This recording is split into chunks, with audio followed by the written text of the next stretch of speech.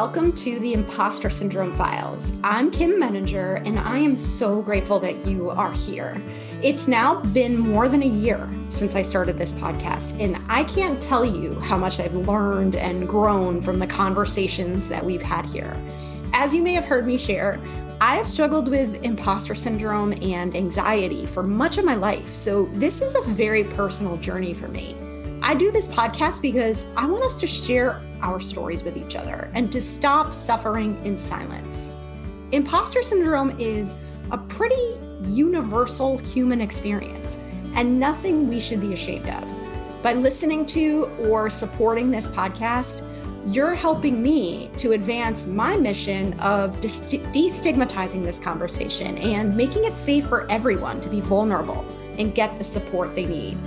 Thank you so much for listening. If you enjoy this podcast and would like to support this mission even further, please consider subscribing.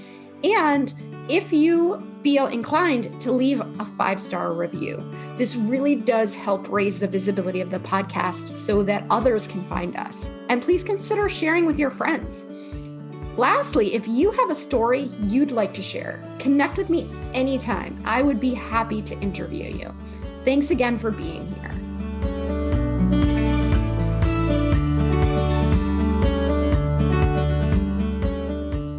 Welcome, Naomi. I am super excited to spend time chatting with you. I know you and I have already started the conversation before we hit record, so I can't wait to continue it. But before we do that, I would love to invite you to introduce yourself. Tell us a little bit about you.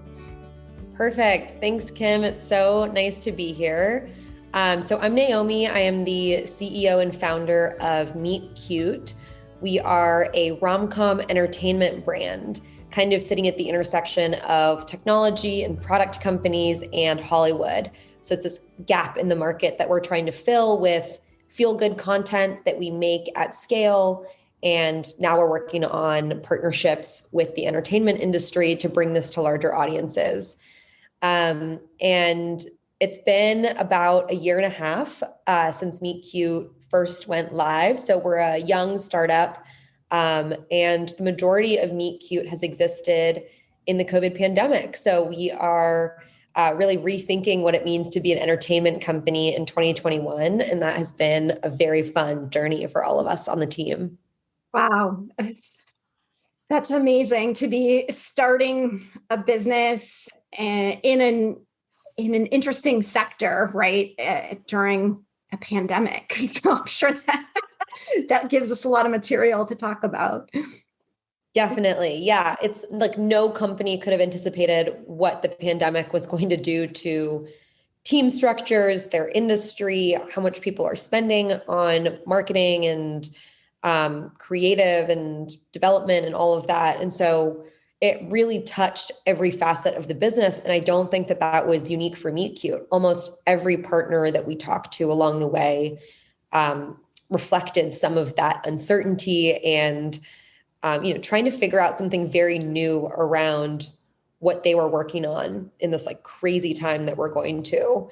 And it sounds crazy, but honestly, that uncertainty and hearing that from other people gave us a lot of confidence because it meant that there was a lot of openness for us to innovate and come up with new ideas and solutions that we hadn't thought of before because everyone was kind of scrambling and trying to figure it out at the same time.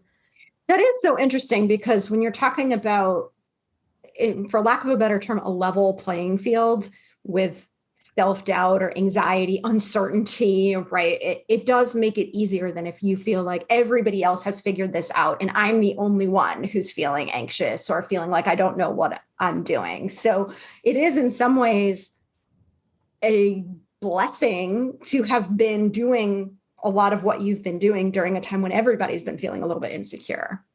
Absolutely. I think it made conversations really fun for us because we could come into, a conversation with a well-established company or someone that's been like a legacy player in the space that usually you're like, oh, they have it all figured out. I'm sorry, I'm just going to turn off my Slack. I don't know why. Oh, sure.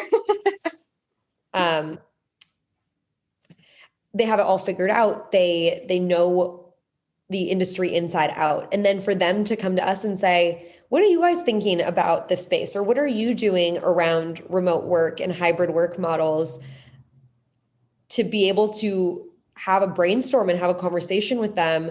Actually, I think led to some of the most creative conversations that I've had with people who have been doing this for a long time. So it definitely, like, the silver lining in some of, and I'm not saying it's easy, like definitely one of the most stressful moments in my life was when I was like, how do I figure out what Meet Cute looks like back in March of 2020. But looking back, I can say that, around imposter syndrome and feeling like a new player in the space and wanting to build something very unique that no one has seen before, I felt like there was a lot of camaraderie in the space between new players and old players, because we were all just scrambling and trying to understand what the next model of business looked like for everyone. I want to ask you if we can back up even before the pandemic, because what you're describing is just so intriguing to me. And I want to ask you about how you got here. Was this your idea? Were you in a related space before? Like, how did you get to the point where you said, this is my new venture? Great question. So before Meet Cute, I was at a venture capital firm in New York called Union Square Ventures, and I was on the investment team there. So I was looking at companies at the earliest stages, at the seed and Series A stage, and evaluating whether that was a company that we wanted to invest in and work with. And while I was there, I was really fascinated by what we called our well-being companies. So those are companies that contributed to people's well-being, whether it was a mental health startup, a healthcare company. And as I spent more time in that space, I felt like there was an underinvested in sector. And that sector was entertainment from the VC perspective. And the reason that I thought entertainment was definitely part of the well-being sector is you always go to entertainment when you're feeling down or you want to feel something. You listen to music, you put your AirPods in, listen to a podcast, you watch a movie, you go to a concert, whatever it is, that's almost like the precursor to what I would say is more like prescriptive mental health. It's something that you're just doing for fun. And I started looking at entertainment models and realized that so much of Hollywood was very hit driven. It was, you invest in a movie for 2 or 3 years in Hollywood, you bring in talent, but you have no idea how it's going to perform when that movie goes live. And so some of the partners at USV and I were sitting down talking about these things. And I was like, you haven't really seen a venture-backed entertainment company that is making content and stories in a product-based way. And so we kind of identified together this gap in the market. And Meet Cute actually started out as an incubation of this idea within the VC that I was at, the VC firm. And I spent a lot of my time building out what I thought the business model would be. And at first we were incubating it so that when we found that company, that we could jump on it and invest in it. But over time, we weren't finding that company. And at some point, a couple of the partners sat me down and were like, what if you left USV, spun this company out into its own thing and ran Meet Cute? Or what was, we were then calling it something else. Meet Cute is its name now. But it was one of those moments in life where I was like, I don't have an entertainment background. And I've never led a company before, but I felt like I had some of the core skill sets because I'd worked with founders at the early stages. I'd sat on the investment side. I really was excited about what this role entailed, like having this bird's eye view of every facet of a company. And so I just said yes. I took the weekend to think about it. And then Sunday, I grabbed coffee with one of the partners, Andy, and I was like, all right, I'm in. And I think that took them by surprise, like how quickly I said yes. But I was just excited about how new and innovative this idea was in the space and that I could impact change by hiring a really smart team and working on this problem every single day and going deep on something. But again, going back to that point of I had no entertainment network. I was going to learn Hollywood from the ground up. I think there were positives and negatives in my mind around that, where I thought the positives are I will come to every conversation with a beginner mindset and that I can be creative here and think outside the box and bring in examples from other industries into our business model. The negatives are that I'm starting from ground zero. Like so many people have been doing this. They've studied entertainment. They've, grown up in the agency background. They have a network, and I will be building that from scratch. And part of that excited me and part of that terrified me. Absolutely. I love how you paint a picture, right, of the thought processes that were going through your mind. And I can only imagine that there's part of you that's thinking, wow, this is so exciting. And another part that's thinking, wow, this is terrifying at the same time, right?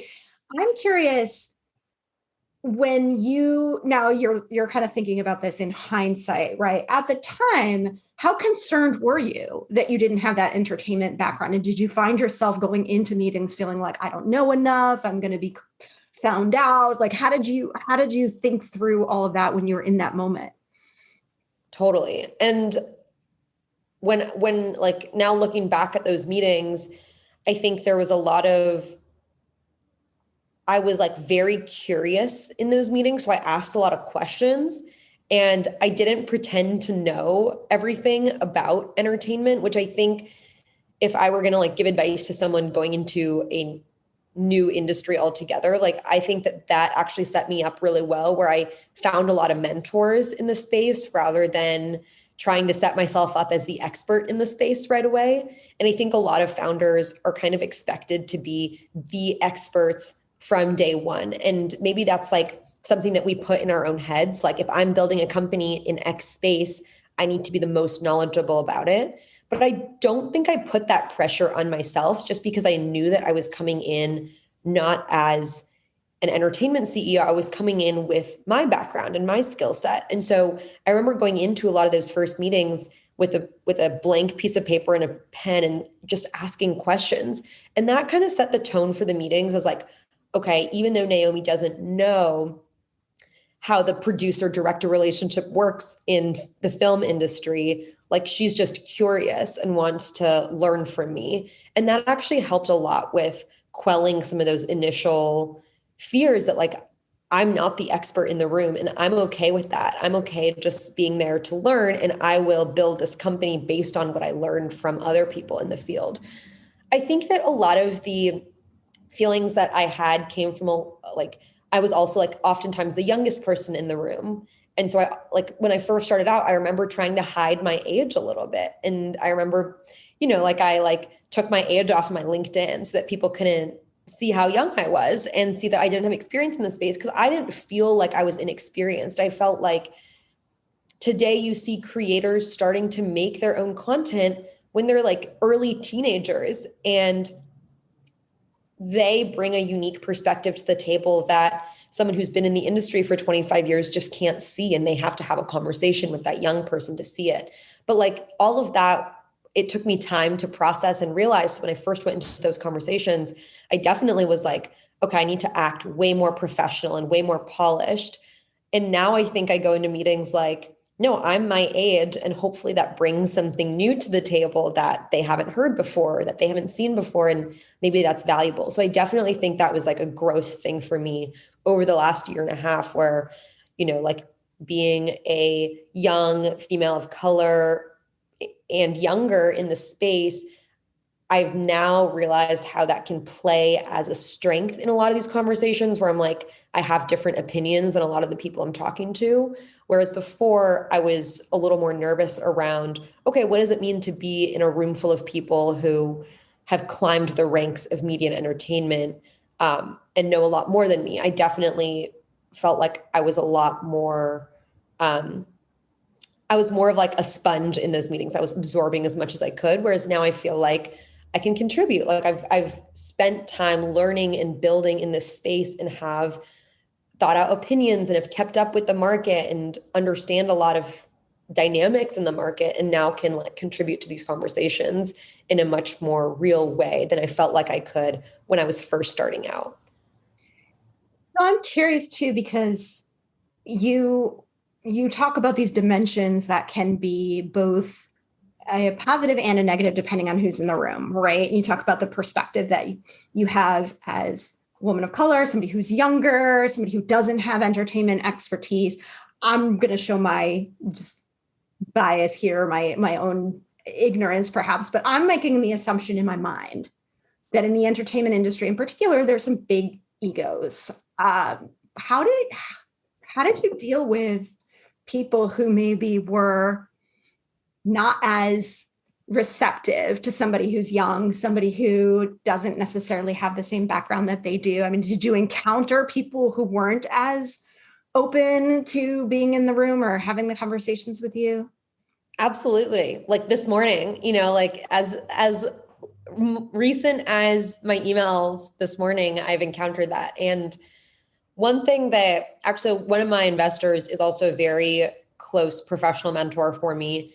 And he told me something early on in Meet Cute, which I think I have like kept repeating to myself over and over again, is that it just takes one person to believe in your idea. And your job is to find that person and to seek that person out. But there will be so many people out there who think it's a bad idea. And that is actually a huge advantage because it means that they don't see the strength in your idea that you see yet. And so you have something new, like you have something that like people haven't really identified yet as a market opportunity. And that's huge. And so carrying that as like when you're working on a new idea, and I don't think this is just in entertainment, I think this really applies to like anyone working on a new project or a new endeavor or something that feels like a novel or unique idea. That is where you generate your confidence from, not from the reaction that people give you. Or someone like I've been on Zoom calls where people are literally like typing away and like working on other things. And I'm there trying to explain why my idea is amazing. And at the end of those calls, I definitely feel like, like there's like a little bit of a pinch, like, why is that happening to this idea? It's such a good idea.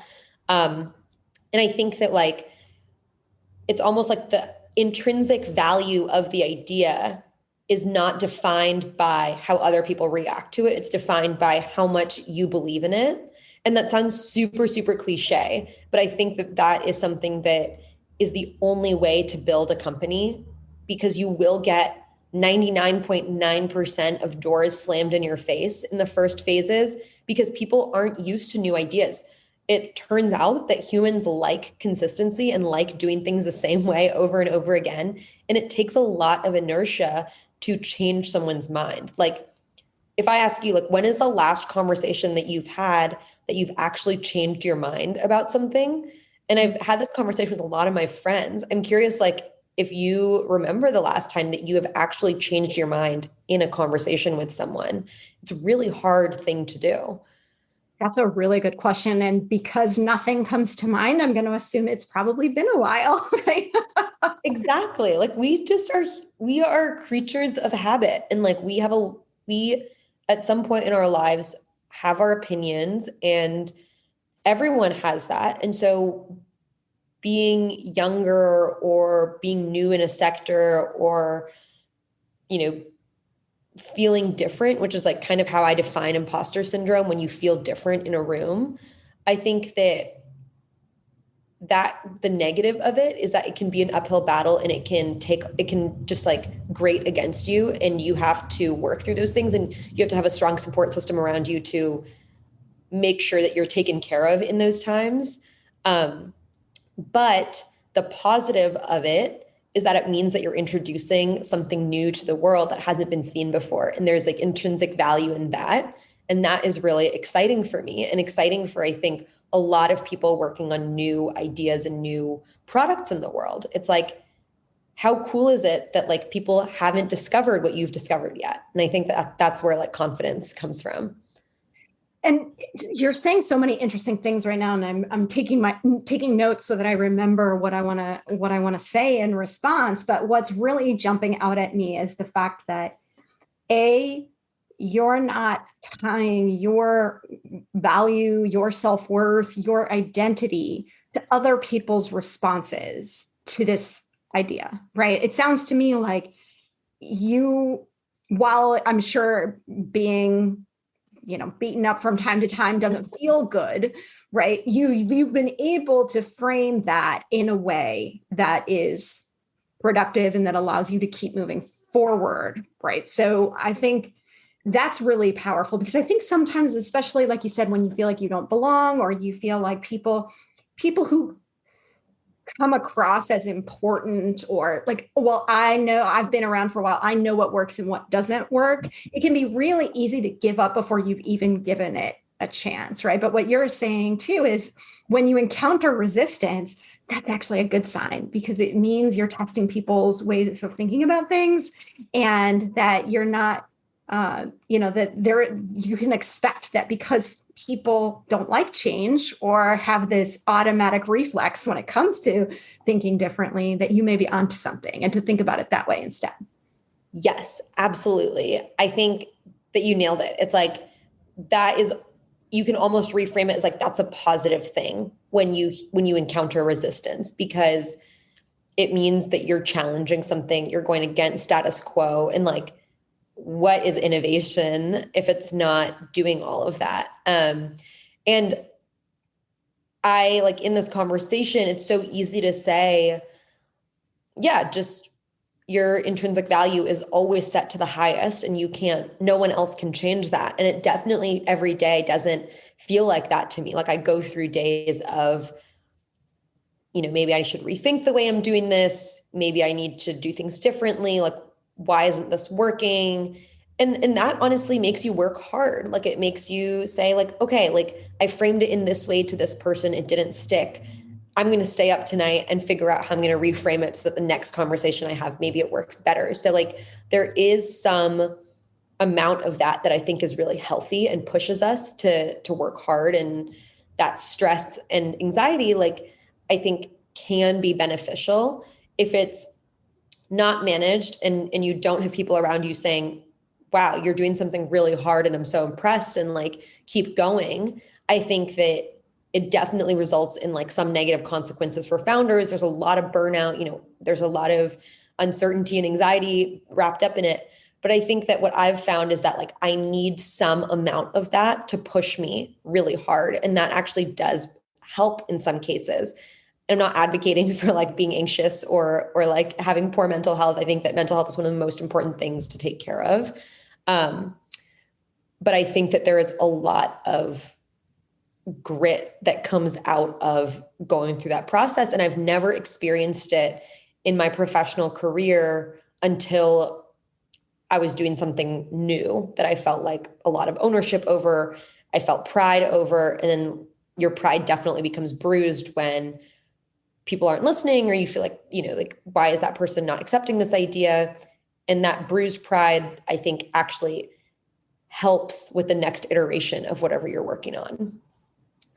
Yeah. Well, and I'm curious too. So for people who are listening, who work for other people, right, who aren't founders, is there anything you've learned from this experience as a founder that you wish you knew when you were working for others?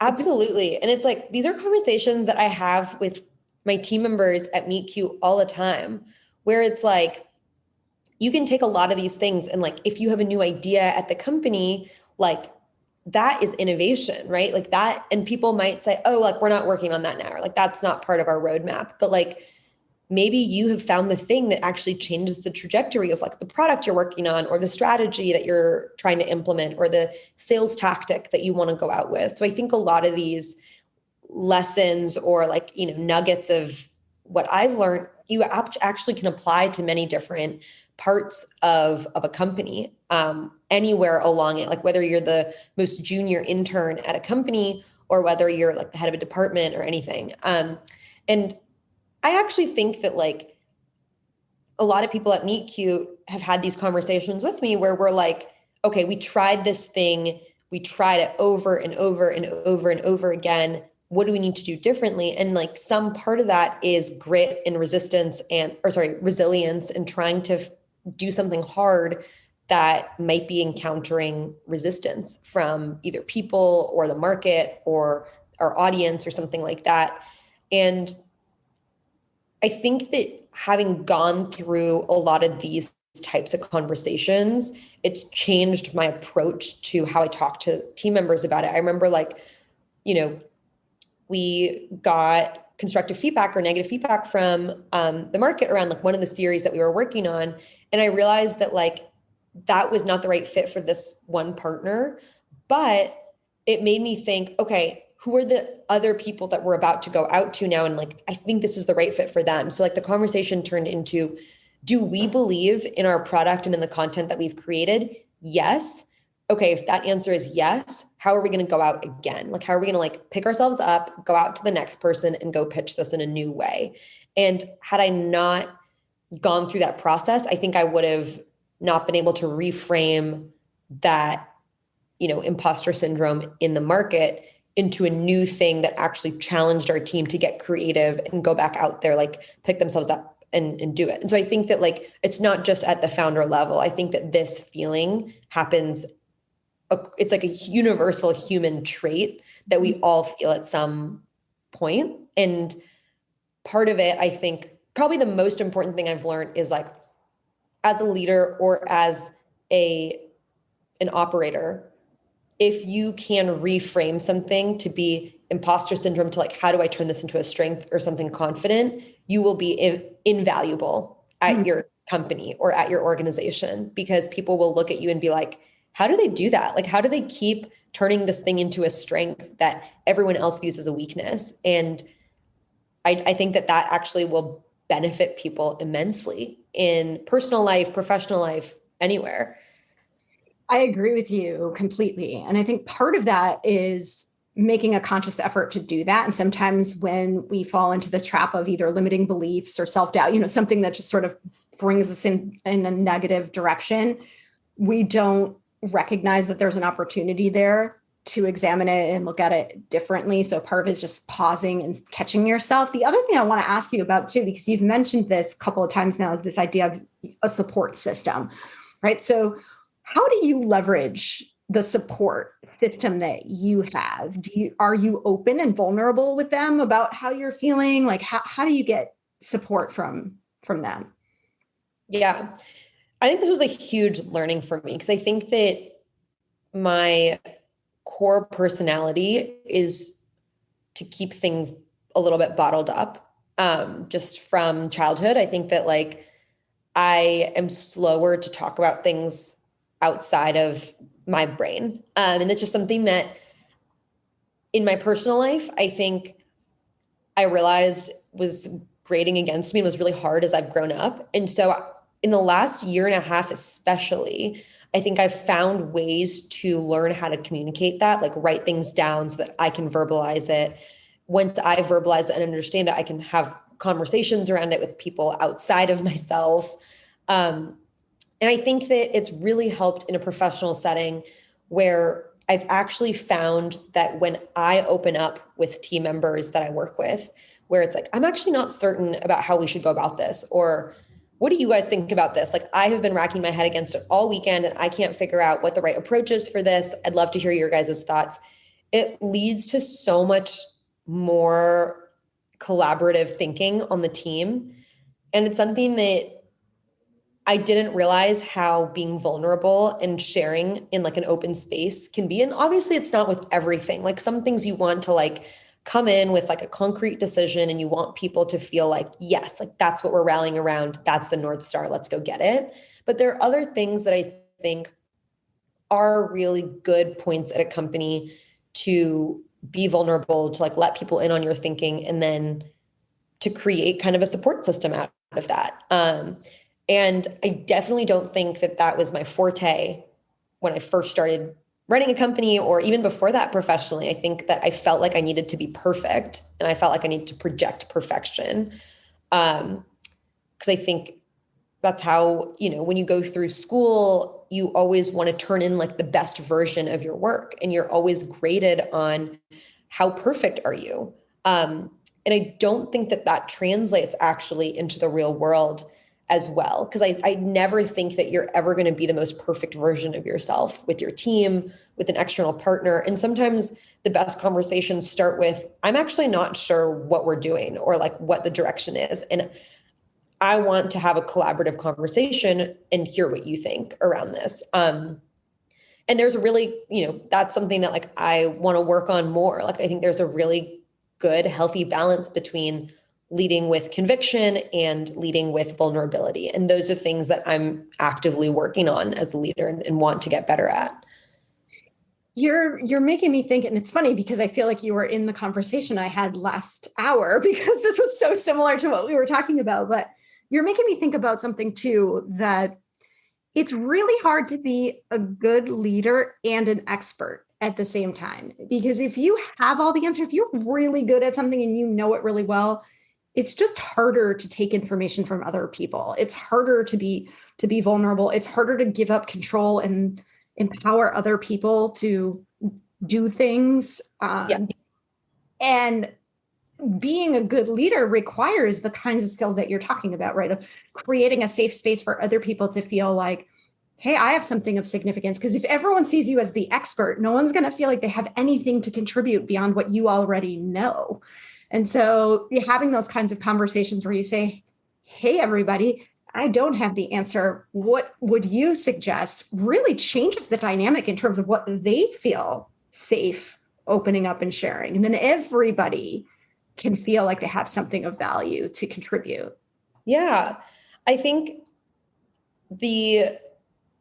one of the best pieces of advice that I got early on in building a company is like, hire people that you're going to learn from, and hire people who you feel are smarter than you. And at the end of the day, like you have to trust the people that you are working with and give them ownership over a lot of key decisions that like one person cannot make at a company.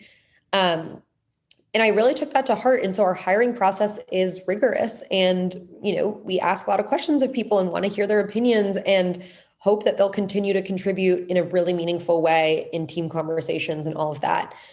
And you definitely want to, you want to be as knowledgeable as possible about the field that you're building in. Like you want to be reading, stay up to date with new trends. You want to be able to have intelligent conversations. But I think that is very different from thinking and believing that you are the expert in something. And like, it takes like humility. And I'm not saying that like I'm like the perfect person around this. Like it takes humility to go into a conversation and say like, here's what I know and like what I believe. And still like you want to have some conviction in your ideas and in your thinking. Cause like, why would you be building a company if you didn't have conviction? But then balance that with, I want to hear what other people think and I'm open to changing my ideas. It's like strong beliefs loosely held, or whatever that like cliche saying is, like you want to go in with strong beliefs, but be open to learning from the people that you are around. And hopefully you are never the smartest person in a room, not just if you're a leader, but even if you're like the intern, hopefully you're like interning in a place where you feel kind of like stretched and pulled in different directions.